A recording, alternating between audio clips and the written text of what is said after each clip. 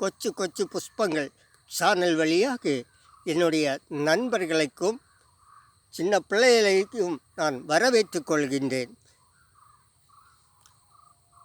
2 நண்பர்கள் இருந்தார்கள். அந்த 2 நண்பர்களும் ஒன்றாக ஸ்கூலுக்கு போவார்கள், வருவார்கள். ஆனால் ஏதாவது வாங்கி சாப்பிட்டாலும் ஒன்றாக சாப்பிடுவார்கள். அப்படி இருக்கும்போது ஒரு நாளைக்கு என்ன செய்தான் தெரியுமா? ஒரு நண்பன் கேட்டான், இன்றைக்கு நமக்கு ஸ்கூலுக்கு போகாமல் பக்கத்து ஊருக்கு போகலாம் என்று சொன்னான். நீயும் வருகிறாயா என்று கேட்டான். சரி நானும் வருகிறேன் நண்பான்னு சொல்லி அவனும் சேர்ந்து 2 பேராக கடந்து சென்றார்கள்.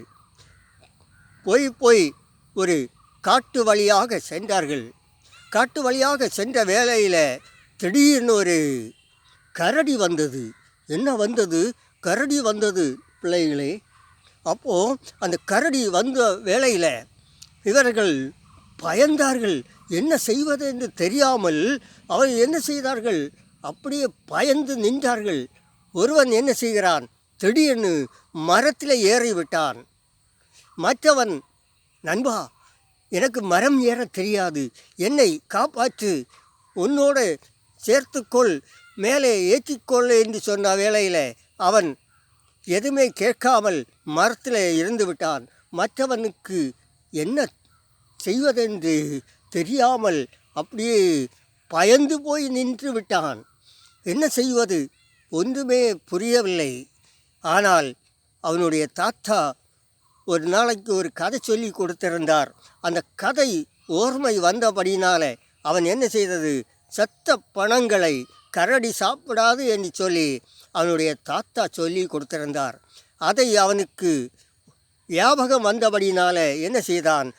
அவன் குப்பர படுத்து கொண்டான். தரையிலே அப்படியே படுத்து கொண்டான். நடந்த என்ன தெரியுமா? அவன் படுத்த வேளையில் கரடி வந்து கொண்டே இருக்கிறது. மேலே இருந்தவன் சொல்லுகிறான், நண்பா உன் பக்கத்தில் வந்து விட்டது, என்ன செய்ய போகிறாய் என்று. இவன் எதுவுமே பேசாமல் அப்படியே படுத்திருந்தான். மூச்சை வாங்கி கொண்டு அப்படியே படுத்திருந்தான். கரடி வந்தது. என்ன நடந்தது? கரடி அவன் மேலே தட்டி பார்த்தது. அவன் எதுவுமே பேசவில்லை, அப்படியே படுத்திருந்தான். மறுபடியும் மோப்பம் பிடித்து நோக்கி பார்த்தது. ஆனாலும் அவன் எதுவுமே பேசாமல் அப்படியே படுத்திருந்தான். கரடி பார்த்துவிட்டு அப்படியே போனது. ஆம் பிள்ளைகளே, நண்பர்களே, பரியாசக்காரர்கள் மேல் உட்காராமலும் இருக்க வேண்டுமாம். அதாவது பரியாசங்கள் ஒருவனை கேலி பண்ணுகிறது. இவன் அப்படிப்பட்டவன், இப்படிப்பட்டவன், இவன் உதவாதவன் என்று சொல்லி கேள்வியாக மோசமாக பேசுவார்கள்.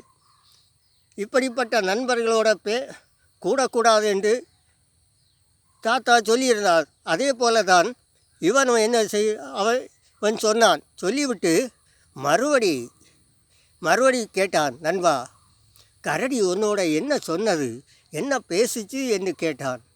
அப்பந்தான் சொன்னான், நண்பனே இப்படிப்பட்ட நண்பர்களோடு சேரக்கூடாது என்று சொல்லி கொண்டு போனது என்று அவன் சொன்னான். பார்த்தீங்களா, பரியாசக்காரர்களோடு சேரக்கூடாது. பாதி வழியிலே விட்டுட்டு ஓடுகிற நண்பர்களோடையும் கூடக்கூடாது. ஒரு ஆபத்து நமக்கு வந்தால் அது உதவி செய்ய வேண்டும். நாம் பைக்கிலேயாவது நடந்து சென்று கொண்டிருக்கும்போ ஒருவன் வழியிலே விழுந்து கிடந்தால் அவனை தூக்கி அவனுக்கு முதல் உதவி செய்ய வேண்டும். நமக்கு அந்த அறிவு இறைவன் தந்திருக்கிறார். ஆனால் அது அப்படியே போட்டுவிட்டு கடந்து செல்லக்கூடாது. என்ன நண்பர்களே?